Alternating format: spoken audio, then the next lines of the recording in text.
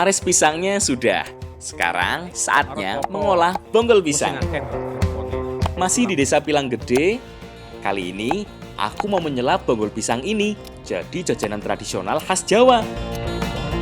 Selain buah dan aresnya, bonggol pohon pisang juga dapat diolah menjadi makanan yang enak, yaitu adalah lupis bonggol pisang. Lupis adalah makanan khas Indonesia, terutama di Pulau Jawa. Jajanan tradisional yang satu ini menggunakan beras ketan sebagai bahan utamanya yang dihidangkan dengan kinco gula merah dan parutan kelapa. Nah, tapi kali ini bahannya akan dicampur dengan bonggol pisang yang satu ini ya, Lur. Zaman dulu, sebelum beras dari padi bisa dijangkau oleh seluruh lapisan masyarakat, bonggol pisang menjadi sumber pangan alternatif. Apalagi zaman kolonial ya. Sebelum diolah, bonggol pisang ini tuh harus dikukus terlebih dahulu agar teksturnya menjadi empuk dan dapat dicampur dengan bahan lainnya. Oh iya, nggak semua jenis bonggol pisang ataupun batang pisang enak untuk diolah. Biasanya adalah jenis pisang yang memiliki serat tinggi. Nah, jenis pisang inilah yang lebih sering digunakan. Aku tak ngurusi bonggol pisangnya yo.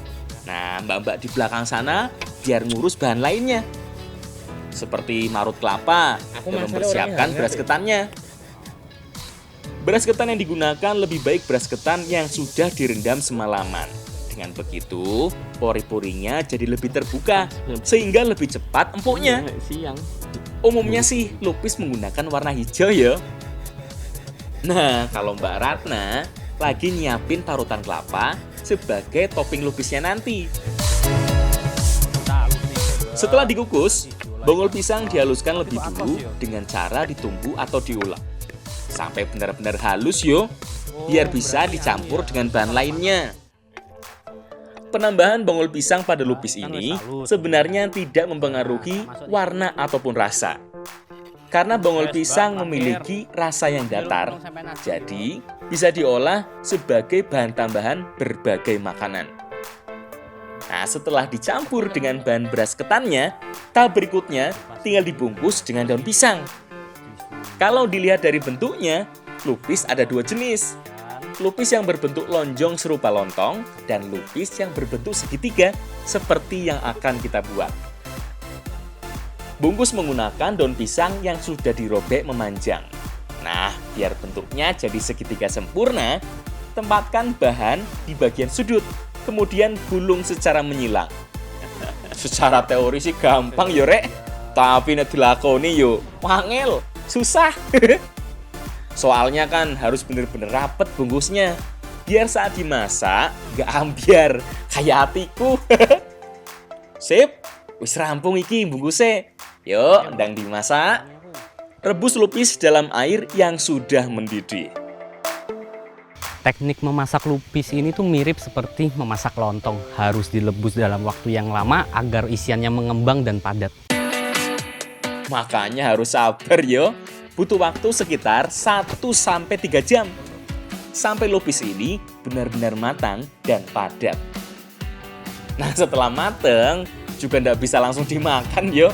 Harus nunggu sampai dingin lebih dulu. Soalnya kue lapis ini akan lebih padat setelah didinginkan.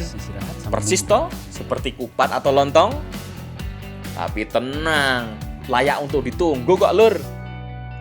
Apalagi setelah diberi tambahan siraman kinco dari gula merah dan parutan kelapa di atasnya. Seketika imanku goyah. Aduh. Yuk, saatnya kita santap. Teksturnya itu kenyal, rasanya itu dominan manis dan gurih dari kelapanya tuh kerasa banget. Apalagi kalau dicocol seperti ini. Tapi sedikit berserat karena mungkin dari bonggol pisangnya itu ya, Mbak ya. Tapi nggak bikin seret, bikin pengen aku nambah terus. Udah habis berapa, Mbak? Baru 2, Mas. Mbaknya berapa? 3. Saya 5. Nah, serat dari bonggol pisang baik banget ya lur untuk pencernaan.